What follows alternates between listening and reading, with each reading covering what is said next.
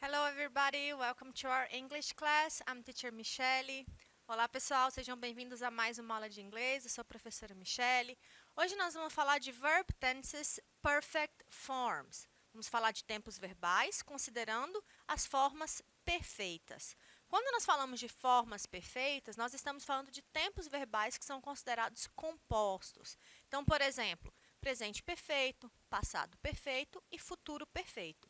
São composições que são formadas ou que são estabelecidas a partir da combinação de dois verbos. Então, nós vamos falar um pouquinho sobre isso, fazendo uma introdução, fazendo uma revisão de alguns conteúdos que nós já discutimos nas nossas aulas e, na sequência, para a gente iniciar o passado perfeito. Bom, então, olha só, o nosso roteiro hoje nós vamos ter primeiro um overview, uma visão geral sobre perfect tenses. Depois nós vamos falar sobre o verbo to have, que é o verbo ter em inglês. Past participle forms, que são as formas do particípio passado. O quarto, o present perfect, que é fazendo uma revisão do presente perfeito, que é um tempo verbal muito utilizado na língua inglesa. E, por fim, os exercícios. Mostro para vocês algumas formas de exercícios gramaticais e exercícios contextualizados, considerando esse assunto de hoje, ok? Então, olha só, quando nós falamos de perfect tense, nós temos algumas definições ou algumas características básicas. Então, primeiro, perfect tenses are compound tenses. Os tempos perfeitos, ou as formas perfeitas, são tempos compostos. O que é composto? É porque ele sempre vai ser formado por mais de um verbo. No caso dos tempos perfeitos, nós vamos ter dois tempos verbais, ou duas formas verbais. Eles são usados para expressar past actions, ou seja, ações passadas, ações que já aconteceram em um período indeterminado ou desconhecido. Então, é uma ação que já aconteceu, você sabe que ela ocorreu no passado, mas você não tem detalhes de quando ela aconteceu. E é justamente isso que diferencia o presente perfeito do passado simples. Lembra lá do passado simples? Passado simples é um passado que indica uma ação que já aconteceu, que foi finalizada e você sabe quando ela ocorreu. Simples, porque nós usamos um verbo apenas. Já o presente perfeito eu uso quando eu não sei quando aquela ação aconteceu. Também usamos os tempos perfeitos para indicar uma ação passada que mantém relação com o tempo presente. E isso, particularmente, também é o presente perfeito. Uma ação que começou no passado e até o momento atual ela se faz real, ela se faz presente. Em português, nós não temos o presente perfeito. Nós temos pretéritos perfeito, imperfeito e mais que perfeito. Presente nós temos só um, que é o presente do indicativo. E aí, nesse caso, quando nós falamos de uma ação que começou no passado e ainda acontece no presente, a gente usa no português o presente mesmo. Por exemplo, eu moro em São Luís desde 2016. 2016 é uma ação lá do passado. Mas até hoje eu moro aqui, então ela é uma ação que ainda se faz presente no momento atual. Em inglês, eu não posso criar essa sentença com o presente simples, I live, porque eu comecei essa ação lá no passado. Por isso que nós temos essa criação dos tempos perfeitos para fazer essas indicações temporais diferentes na língua inglesa para a língua portuguesa. Tá? The perfect tenses are very common in English language. Os tempos perfeitos são muito comuns, muito utilizados na língua inglesa. Por isso que a gente faz essas verificações. E é importante o seguinte, não tentem fazer tradução literal. Quer dizer, aquela tradução ao pé da letra, de palavra por palavra, quando nós falamos de tempos compostos. Porque muitas vezes, quando você traduzir ao pé da letra, não vai fazer muito sentido para nós em língua portuguesa. Ele não vai soar normal ou natural para a língua portuguesa. Então, é importante que você tente entender quando que eu uso esses tempos compostos, quando que eu devo fazer a utilização desses tempos, para aí sim eu conseguir contextualizar com a nossa língua materna. Bom? Então, vamos lá. The perfect tenses are formed with the combination of two verbs. Então, os tempos perfeitos, eles são formados pela combinação de dois verbos. O verbo to have, que vai ser o nosso verbo auxiliar, E o verbo principal, main verb, que é o verbo principal que vai indicar o passado particípio ou o particípio passado dos verbos. O que é o particípio passado? É aquela ação que já aconteceu. Em português, ado, ido. Jogado, dançado, partido, vencido, são exemplos de verbos que indicam ações no particípio. O verbo to have, ele funciona como um verbo auxiliar dos tempos perfeitos. Have significa ter. Ter é um verbo, quando ele faz função de verbo principal, ele significa posse. Ele é usado para indicar que alguém possui alguma coisa. Já quando ele faz a função de verbo auxiliar, a função dele é justamente ligar o sujeito à ação principal que está sendo realizada. Tá? O verbo to have, ele vai ser utilizado de acordo com o tempo verbal que a pessoa queira expressar. Pode ser no presente, pode ser no passado, pode ser no futuro, tá bom? Sempre considerando essa conjugação. O verbo principal representa a ação propriamente dita que você quer expressar dentro daquele contexto. O verbo to have, ele é um verbo irregular. Irregular quer dizer que ele não segue aquele padrão de acrescentar ed na hora de ser conjugado ou mesmo de acrescentar o s no final dele. Então, quando nós vamos conjugar o verbo have ou o verbo ter, nós vamos ter algumas diferenças para os outros verbos que são considerados regulares. Como eu já mencionei, em português ele significa ter, no sentido de possuir, justamente para indicar a posse. Nos tempos perfeitos, ele funciona como um verbo auxiliar e ele é responsável por criar as formas interrogativas e negativas. Vocês já devem saber que na língua inglesa, quando você quer fazer uma pergunta ou uma negação, nós sempre usamos os verbos auxiliares. Ou você tem os verbos que propriamente já acumulam essa função, como é o caso do verbo to be ou os verbos modais. Eles mesmos criam as perguntas e as negações. Nos outros casos, para verbos de ação, nós sempre usamos verbos auxiliares. Do, no presente, did, no passado, e no caso dos tempos perfeitos, o auxiliar vai ser o have. Tá? Conjugando o verbo have no presente, passado e futuro, eu tenho as seguintes formas. Para todas as pessoas, eu uso have, e para as terceiras pessoas do singular, que são a exceção, eu uso has, isso no tempo presente. Tá? No passado, para todas as pessoas não tem mudança. Quando a gente conjuga em inglês um verbo no passado, não tem diferença se é primeira, segunda, terceira, plural ou singular. O verbo sempre fica do mesmo jeito. Had é a forma dele no passado. E no futuro, como nós não temos formas próprias de verbo no futuro, nós usamos o auxiliar will. Will have indica o verbo ter no futuro. Existem as contrações, ó. A contração do verbo have é apóstrofo VE. A contração do verbo has é o apóstrofo S, tá bom? E aí lembrem-se que esse apóstrofo S é a mesma contração do is. Então, de novo, para você saber a diferença entre is e has contraído, você tem que analisar o contexto. Se ele está indicando o verbo estar ou se ele está indicando o verbo possuir ou ter. Bom, é sempre considerando qual a ideia que aquele verbo transmite. Conjugação do verbo ter, ó, para a primeira, segunda e para todas as pessoas do plural, ele fica have, e para a terceira pessoa do singular fica has. Forma interrogativa, a gente faz regrinha de X. O verbo auxiliar vem para frente e o sujeito vem depois. Ponto de interrogação lá no final da sentença. E na forma negativa, a gente precisa do não em inglês. A partícula de negação em inglês usada com os verbos auxiliares é o not. E lembrando que esse not sempre vem depois do verbo auxiliar para você poder fazer as contrações. Tá? Exemplos. He has lived here since 2018. Ele tem morado aqui desde 2018. Ou no português nós diríamos, ele mora aqui desde 2018. Se fosse uma pergunta, has he lived here since 2018? Ele mora aqui desde 2018. E na frase negativa, he has not lived here since 2018 ou 2018. Ele não mora aqui, ou ele não tem morado ou vivido aqui desde 2016. Esse has not aqui, ele pode ser contraído para hasn't, que é você juntar o N, colocar o apóstrofo e acrescentar o T no final. Já a segunda parte dos tempos perfeitos, que é o verbo principal, nós precisamos de colocar esse verbo no particípio passado. Fazer uma conjugação, considerando que aquela ação já foi realizada. Ela é uma ação que começou ou foi concluída no passado.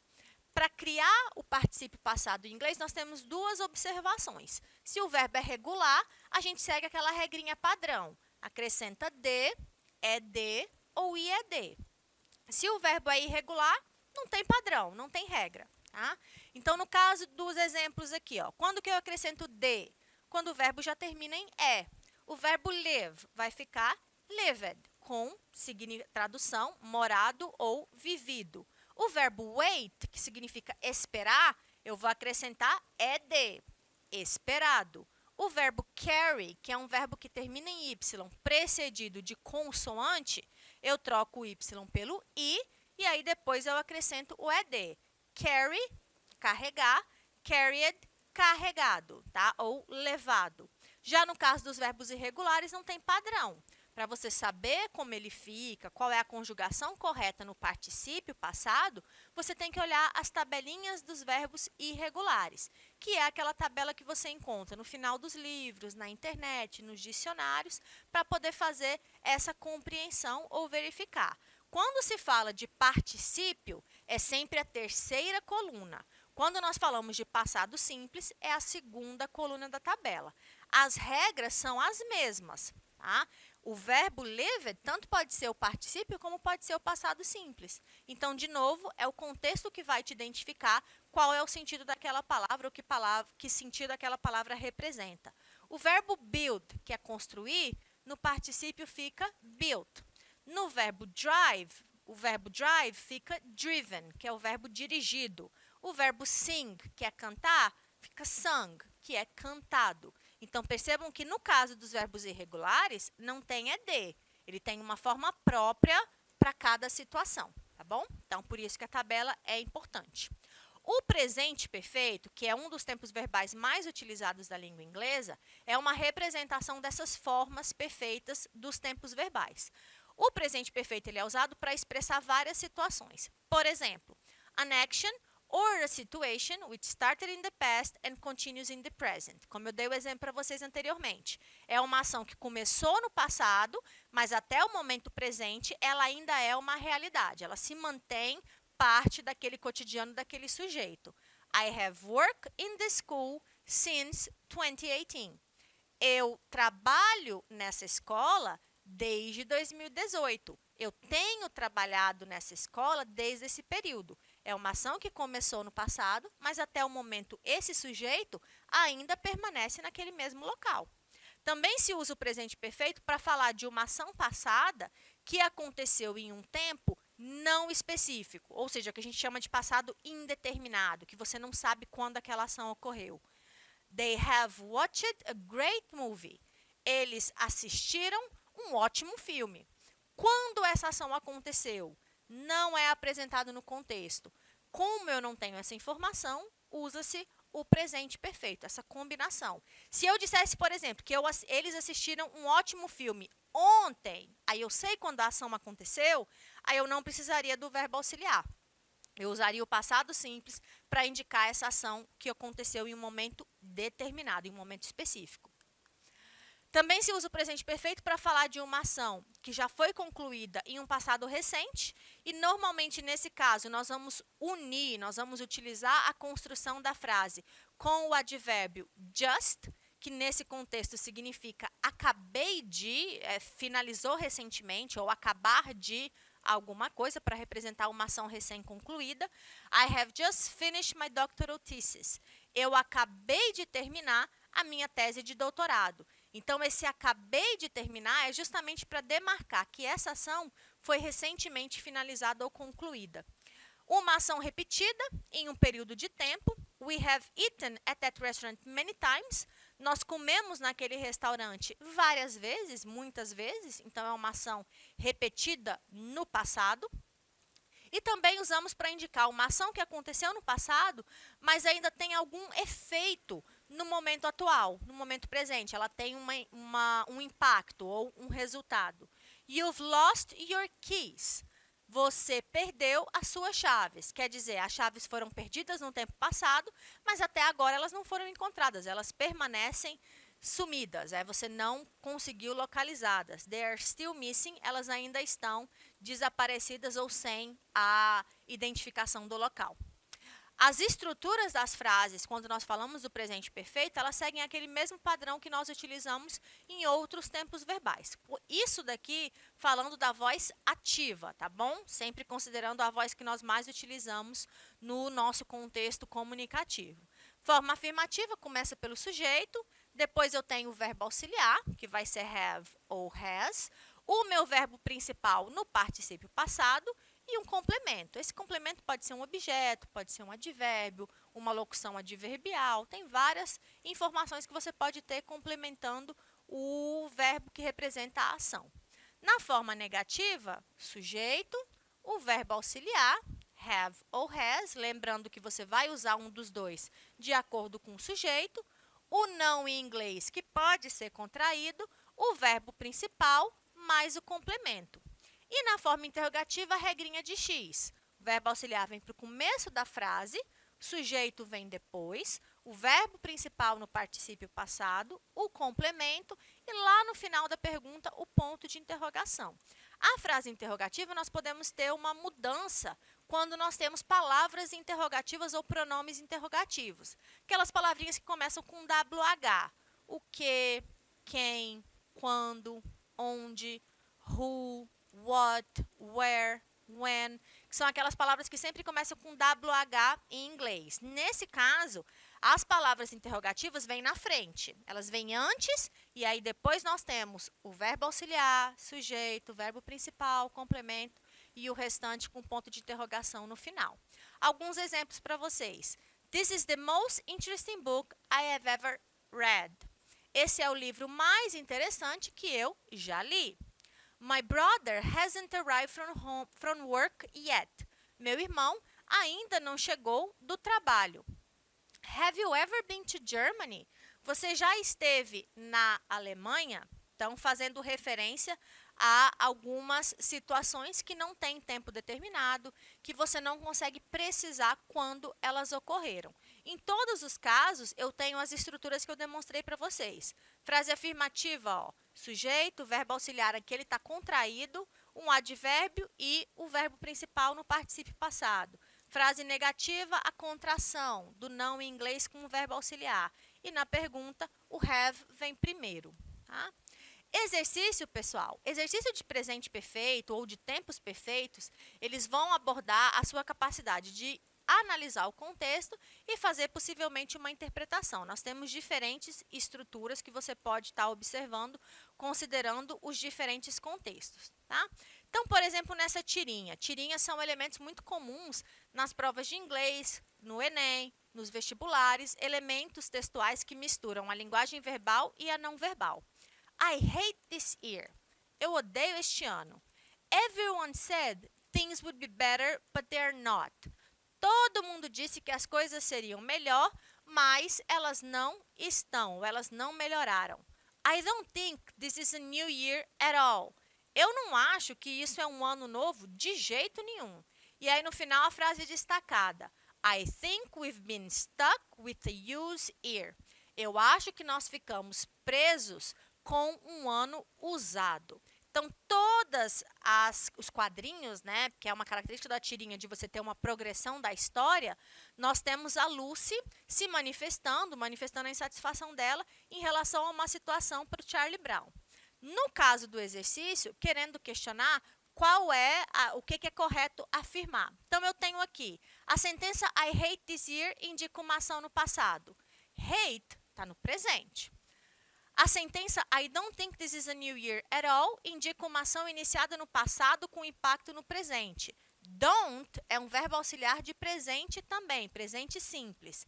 A sentença que estava destacada, we've been stuck with a used year, utiliza o presente perfeito, já que se trata de algo que começou, mas ainda está sendo vivenciado. Então, é exatamente essa a definição que a gente destaca, a letra C, como resposta correta. Porque quando ela fala que eu acho que nós estamos presos em um ano um ano usado, ela está se referindo justamente a um ano que começou e que ele está em andamento. Aquele ano está passando. A gente sabe que a progressão são de vários dias ao longo do período. A letra D, a sentença Everyone said things would be better, está escrita no presente perfeito.